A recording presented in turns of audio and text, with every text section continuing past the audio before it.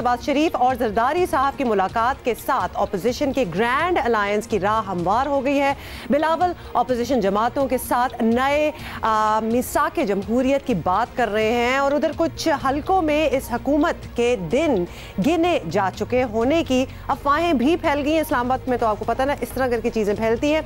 आपको ये बताएं कि वज़ीर आज़म को परेशान होना चाहिए या अभी नहीं, ये बहुत बड़ा सवाल है। अपोजिशन जमातों ने पार्लियामेंट के अंदर और बाहर मुश्तरका हिकमत अमली अपनाने और माशी अमूर पर हुकूमत को टफ टाइम देने का फैसला किया है। कौमी असम्बली में कायदे इख्तिलाफ शहबाज शरीफ के चैम्बर में अपोजिशन जमातों के सरबराहान का इजलास हुआ, जिसमें आसिफ जरदारी और बिलावल भुट्टो ने भी शिरकत की। शहबाज शरीफ ने इजलास के बाद बताया कि तमाम उमूर पर बातचीत हुई है और आज तय पाया है कि अपोजिशन की मुश्तरका हिकमत अमली होगी। हुआ है और कमेटी का वो कमेटी इंशाल्लाह इन्हीं मामलात को वो डील करेगी। अगर गवर्नमेंट के साथ बात करें तो यही कमेटी बात करेगी। अगर वो मामला लेट से मिलिट्री कोर्ट्स का है या कोई और मामलात हैं तो ये कमेटी डील करेगी। और ये बात तय है कि जो भी इस मुल्क के मफाद में होगा ये कंबाइंड अपोजिशन वही रास्ता अख्तियार।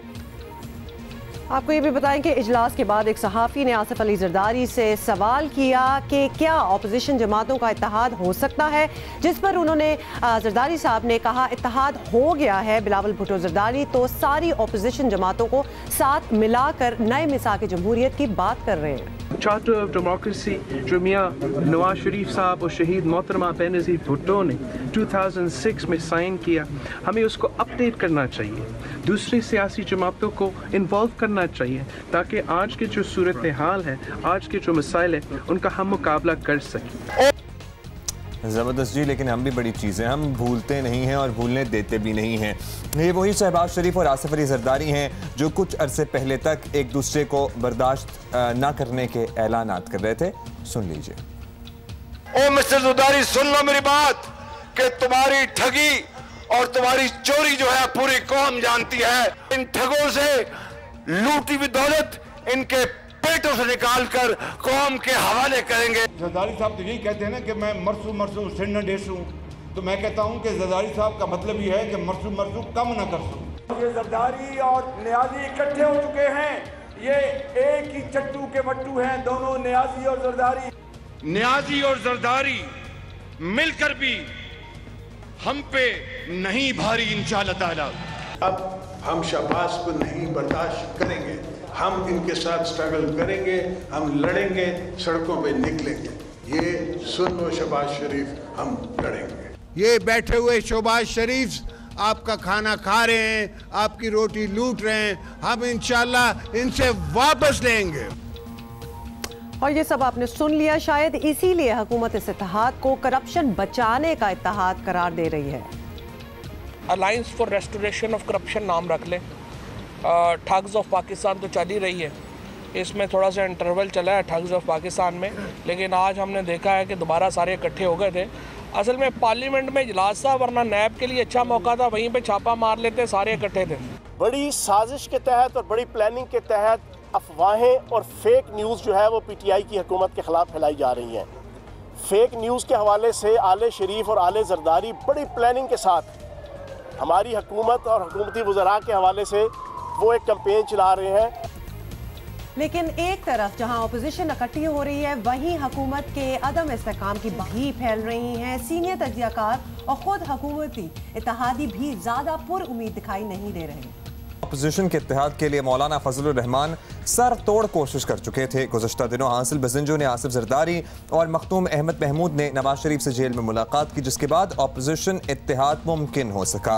अपोजिशन की इस क़ुर्बत को हुकूमत नज़रअंदाज ना करे और ना ही दारुल हुकूमत की फ़ज़ाओं में उड़ती उड़ती खबरों को अफवाहें समझने की गलती करे। ज़रा सी में एहतियाती हुकूमत की सारी बिसात उलट सकती है। इसी पे ज़रा मुख्तलिफ तज्ज़िया शामिल करेंगे। डायरेक्टर न्यूज़ जियो न्यूज़ सबसे पहले तो राना जवाद साहब हमें ज्वाइन कर चुके हैं, उनसे बात कर लेते हैं। और उसके बाद सीनियर सहाफ़ी आसमा शराजी से भी हम बात करेंगे। राना साहब, सबसे पहले तो आपसे पूछ लें कि आखिरकार शहबाज शरीफ और जरदारी मिल गए, अपोजिशन एक ग्रैंड अलायंस बनाने जा रही है, क्या लग रहा है आपको कि आने वाले दिनों में क्या होने जा रहा है?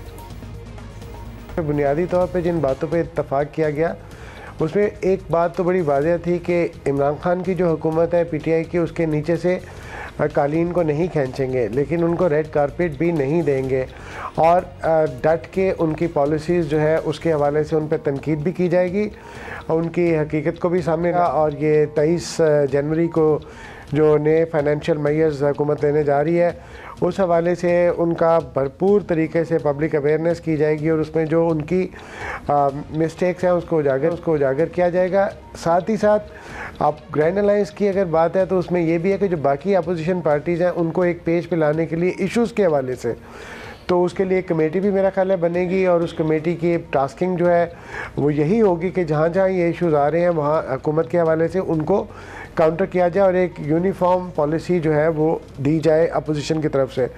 तो एक लिहाज से देखें तो ग्रैंड अलायंस बन गया, लेकिन ये ग्रैंड अलायंस उस ग्रैंड अलायंस से बहुत मुख्तलिफ है जो पहले बनते रहे हैं जिसमें मकसद हुकूमत को गिराना होता है। इसका मकसद मेरा ख्याल है कि अपोजिशन को जो हुकूमत है उसका ये ख्याल है कि हुकूमत को इस अलायंस के ज़रिए सही रास्ते की तरफ भी दिखाना है और जो उसकी कमज़ोरियाँ हैं उसको भी सामने लेके आना है। ऑलराइट, राणा साहब ये बताइएगा, आपने कहा कि हुकूमत को गिराना इस अपोजिशन अलायंस का मकसद नहीं है, हुकूमत को सही रास्ते पर लेकर आना अपैरेंटली इनका मकसद है, लेकिन अब ये आ तो गए हैं एक पेज पर, इकट्ठे नज़र तो आ रहे हैं जो कि ख़ुद अपने में एक अनयूजुअल बात है। हुकूमत परेशान है या उसको परेशान होना भी चाहिए? सिर्फ इस बात के ऊपर और नारेबाजी के ऊपर और इल्ज़ाम की बुनियाद पे तो आप नहीं फ़ैसला कर सकते कि हुकूमत ठीक है या अपोजिशन गलत है। ड्यू प्रोसेस ऑफ लॉ होता है उसके बाद ही कोई फ़ैसला होता है। तो हुकूमत को थोड़ी सी नज़रसानी करनी चाहिए इस बात पे कि अपने काम जो अच्छे काम लोगों की वेलफेयर के लिए करें, जो उन्होंने वादे करके वोट लिए आवाम से और उनकी तकमील के लिए जो उन्होंने काम किया उसको प्रोजेक्ट करें, बजाय कि अभी तक वही इलेक्शन से पहले वाला सामान बेचा जा रहा है कि जी वो चोर है उसने गबन किया। भाई आप 6-6.5 महीने से हुकूमत के अंदर हैं, आप कहते थे 1200 अरब रुपया की रोज़ करप्शन होती है तो पैसे तो बचे होंगे ना। उसके अलावा क्लीन गवर्नमेंट, क्लीन गवर्नेंस, लोगों तक रिलीफ का पहुंचना, एक सेंस ऑफ सिक्योरिटी, एक इकनॉमिक बूम, ये सारी काम हुकूमत के हैं। ये अपोजिशन इस चीज़ को तो फ़ायदा उठाएगी अगर हुकूमत नहीं कर रही होगी। तो हुकूमत के लिए बड़ी परेशानी ये है कि अभी वो काम अगर वो कर रही है तो वो प्रोजेक्ट क्यों नहीं प्रॉपरली किए जा रहे, जिससे अपोजिशन की स्पेस कम और हुकूमत की स्पेस बढ़े। अच्छा राना साहब, आप ऑब्वियसली इस्लामाबाद में रहते हैं, वहाँ से हमें ज्वाइन कर रहे हैं। जो भी वहाँ अफवाहें होंगी, गॉसिप होगी, जिसमें थोड़ी सी सच्चाई हो थोड़ी सी ना हो, आप सब कुछ जानते होंगे। तो इस्लामाबाद में तहरीक इंसाफ हुकूमत की तब्दीली की अफवाहें जो हैं वो गर्म हैं, हमें सुनने में आया है। PTI के हामी समझे जाने वाले भी कह रहे हैं कि उनसे हुकूमत नहीं संभल रही। अपोजिशन को इन बातों से एतमाद तो मिला होगा। ये ख़तरनाक सूरत हाल है और मेरा ख्याल है कि जो सहाफ़ी तो वॉच डॉग भी होते हैं, ये बड़ा एक ऐसा मौका है जिसके अंदर ये क्लियर डिफरेंस होना चाहिए कि हुकूमत की ना परफॉर्मेंस का होना इसका मतलब ये नहीं है कि पार्लियामेंट जो है वो बेकार है या पार्लियामेंट्री फॉर्म ऑफ गवर्नमेंट जो है वो बेकार है, बल्कि ये देखना चाहिए कि जहाँ पे गलतियाँ हैं उसको पॉइंट आउट करना चाहिए। और जो पाकिस्तान का 1973 का आइन है जो कि पार्लियामेंट्री डेमोक्रेसी को बेस बनाता है, उसी के पीछे चलना चाहिए, उसी को मुकद्दम रखना चाहिए। इसके अलावा अगर कोई भी ऐसी चीज़ें जो नज़र आ रही हैं इस वक्त, हुकूमत के गिरने की अफवाहें तो अफवाही हैं, कौन गिराना चाहेगा। अपोजिशन कहती है वो नहीं गिरा रहे और बाकी जो इदारे हैं वो भी कोई ऐसा नज़र नहीं आ रहा कि हुकूमत को गिरा रहे हैं। लेकिन ये डिबेट का शुरू होना इस बात की निशानदेही करता है कि शायद इसके पीछे कोई ऐसा ऑब्जेक्टिव है जिसमें पार्लियामेंट जो है अल्टीमेटली कमज़ोर हो और हम पार्लियामेंट्री डेमोक्रेसी जो है कहीं उससे भी ना हाथ धो बैठे और कोई नया सिस्टम ऑफ गवर्नमेंट जो है ना वो ना मुल्क में नाफिज किया जाए। तो ये सूरत हाल इस्लामाबाद के प्राइवेट सर्कल्स में भी और ड्राइंग रूम्स में भी इस तरफ चल रही है। ठीक, बहुत शुक्रिया आपका। डायरेक्टर न्यूज़ जियो न्यूज़ राना जवाद साहब हमें ज्वाइन कर रहे थे इस्लामाबाद से।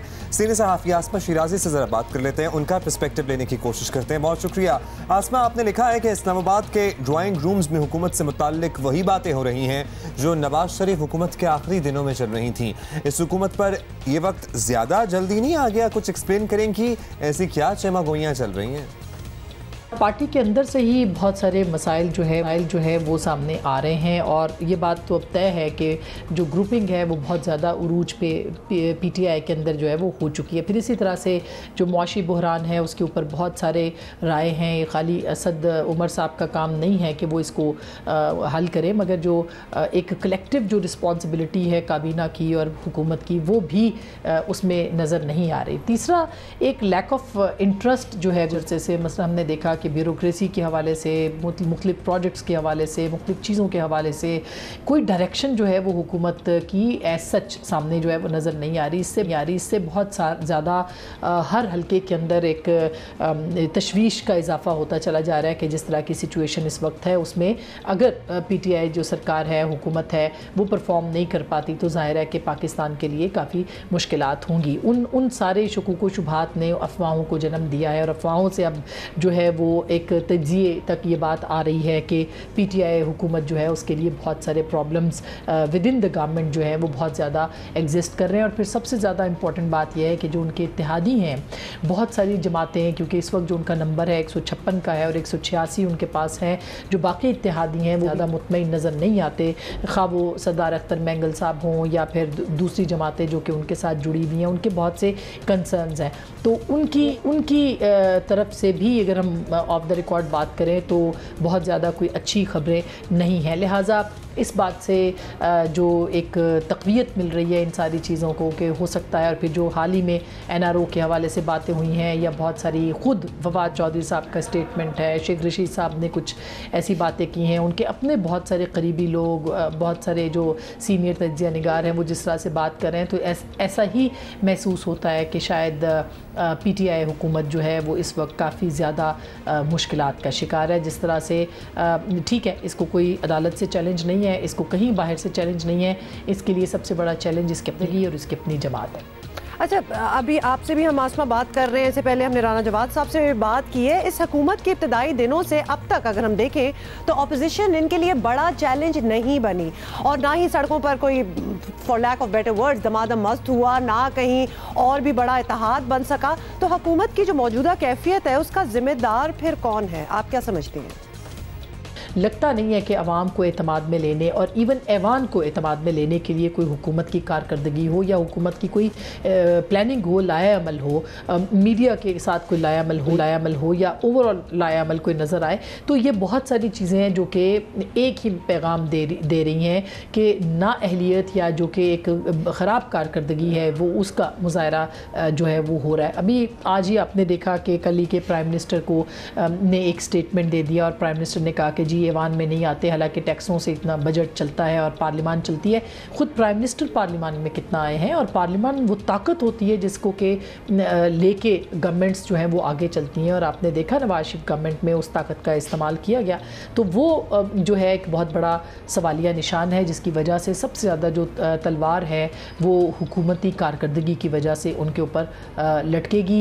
पिछले 5 महीने में पार्लियामान हो, मईशत हो, बहुत हमें कोई वाज़े किस्म की जिसे कहते हैं लेजिस्लेशन और रिफॉर्म्स है वो नज़र नहीं आया। बहुत शुक्रिया आपका आसमा शिराजी, हमें अपडेट करी थी, इस्लामाबाद से ही हमें ज्वाइन किया था इन्होंने भी।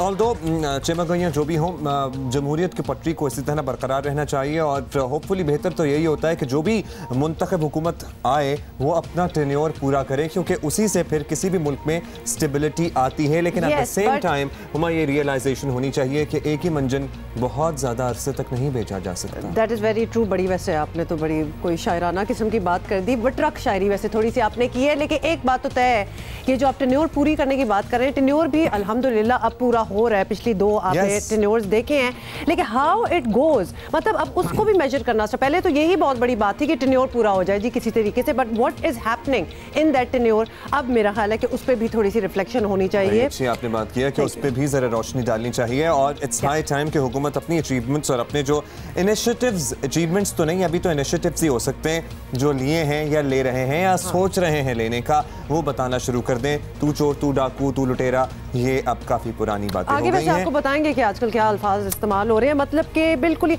अभी फवाद चौधरी साहब ने कहा था ना, thugs of Pakistan. Where does he come up with Where this? do you come up with? मतलब बॉली is a good source for you to come up with all these things। कभी कभार हंसी भी आ जाती है अगर ऑफेंड ना हो जाए।